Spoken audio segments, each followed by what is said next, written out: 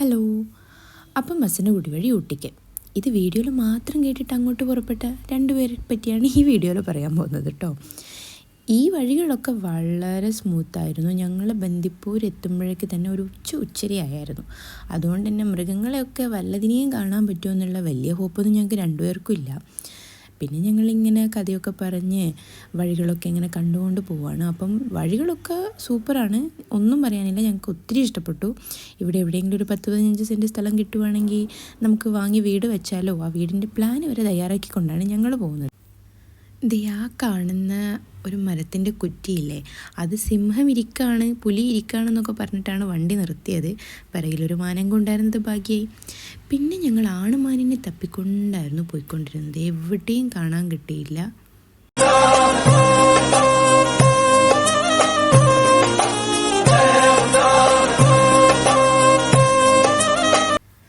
അങ്ങനെ ആണുമാനെ കണ്ടു കിട്ടിയ സന്തോഷത്തിൽ വണ്ടി പിന്നെയും മുമ്പോട്ട് പോവുകയാണ്.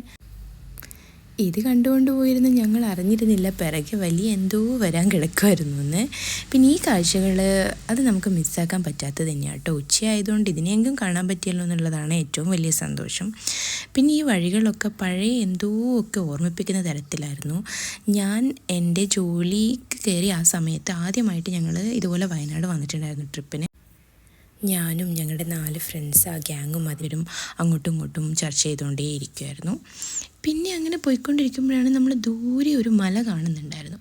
ആ മലയുടെ അടുത്തേക്ക് എത്തുന്നതോറും ഞങ്ങൾ വളരെ സന്തോഷിച്ചു. വാവ്, ഇതായിരുന്നു, ഇതിലേ വരാൻ പറ്റിയതാണ് നമ്മുടെ ഏറ്റവും നല്ലൊരു ഡിസിഷൻ, നന്നായി നമ്മൾ മസനഗുഡി വഴി തന്നെ വന്നത് എന്നൊക്കെ പറഞ്ഞുകൊണ്ടിരിക്കുകയായിരുന്നു.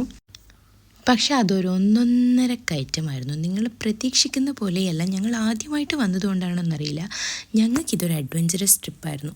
പുള്ളി വണ്ടി ഓടിക്കുന്ന ഒരാളായിരുന്നെങ്കിലും ഇങ്ങനെ ഒരു കയറ്റം ഇതുവരെ കയറിയിട്ടില്ല എന്നാണ് പറഞ്ഞത്. ഒരു പ്രതീക്ഷിക്കാത്ത വളരെ ഒരു റഫായിട്ടുള്ള ഒരു ഹെയർ പിൻസ് ആയിരുന്നു എന്ന് വേണമെങ്കിൽ നമുക്ക് പറയാം. നിങ്ങൾക്ക് ഡ്രൈവിംഗ് ഇഷ്ടമാണ്, അഡ്വഞ്ചറസ് ട്രിപ്പൊക്കെ ഇഷ്ടമാണെങ്കിൽ നിങ്ങൾ നല്ലൊരു വണ്ടി എടുത്തിട്ട് ആ വഴി പോക്കോ. അല്ലാത്തവരോടൊന്നും ഞാൻ പറയില്ല. എനിക്കൊന്നാമത് ഞാനൊരു അക്രോഫോബിക്കാണ്, ഹൈറ്റ് ഭയമാണ്. എനിക്ക് അതുകൊണ്ട് തന്നെ ഹെയർ പിന്നൊന്നും ഒത്തിരി ഇഷ്ടമുള്ള ആളല്ല. പക്ഷേ ഞാൻ ശ്വാസം അടക്കി പിടിച്ചിട്ടാണ് ഞാനിരുന്നത്. പുള്ളിയുടെ ഡ്രൈവിംഗ് സ്കില്ലിൽ എനിക്ക് നല്ല വിശ്വാസമുള്ളതുകൊണ്ട് ഞാനൊന്നും മിണ്ടാതിരിക്കുമായിരുന്നു. ഞാൻ മലയാണ് വരുന്നത്. ഇത് കാണുമ്പോൾ എന്തൊരു സന്തോഷമായിരുന്നോ. പക്ഷെ ആ കയറ്റത്തിൻ്റെ ഫസ്റ്റ് ഹെയർ പിന്ന് കണ്ടപ്പോൾ തന്നെ ആ സന്തോഷമൊക്കെ പോയായിരുന്നു. തിരിച്ച് വന്നാലോ പോയാലോ എന്ന് വരെ ഞങ്ങൾ പലതവണ ചിന്തിച്ചു. പിന്നെ പുള്ളിക്ക് നല്ല കോൺഫിഡൻസ് ഉണ്ടായതുകൊണ്ട് വണ്ടി കയറ്റി. അതുകൊണ്ട് എന്നേക്കും അതിനുശേഷമുള്ള ഒരൊറ്റ വീഡിയോ പോലും ഞങ്ങൾ എടുത്തിരുന്നില്ല. ഏറ്റവും മുകളിലെത്തിയപ്പോഴാണ് പിന്നെ വീഡിയോയുടെ കാര്യം പോലും ഓർമ്മിച്ചിരുന്നത്. ഞാൻ അത്രയ്ക്കും ടെൻഷൻ അടിച്ചിട്ടായിരുന്നു ഞാൻ ഇരുന്നുകൊണ്ടിരുന്നത് വണ്ടിയിൽ. എന്നാലും ഇതൊരു നല്ല എക്സ്പീരിയൻസ് ആയിരുന്നു. കാരണം ഇങ്ങനെയൊക്കെ നമ്മുടെ ഒരു ലൈഫിൽ വേണമല്ലോ. അതുകൊണ്ട് തന്നെയാണ് ഞാൻ ഈ ഒരു വീഡിയോ ഇങ്ങനെ ഇവിടെ റെക്കോർഡ് ചെയ്ത് വെച്ചിരിക്കുന്നത്. ഇത് നിങ്ങൾക്ക് ആർക്കും വേണ്ടിയല്ല, എനിക്ക് എൻ്റെ മെമ്മറിക്ക് വേണ്ടിയാണ്. അപ്പോൾ ഞാൻ പറഞ്ഞില്ലേ, പിന്നെ വീഡിയോ ഈ ഹെയർ പിന്നിൻ്റെ പ്രധാന പ്രശ്നം എന്തായിരുന്നു എന്നറിയോ? ട്രാഫിക് ആയിരുന്നു.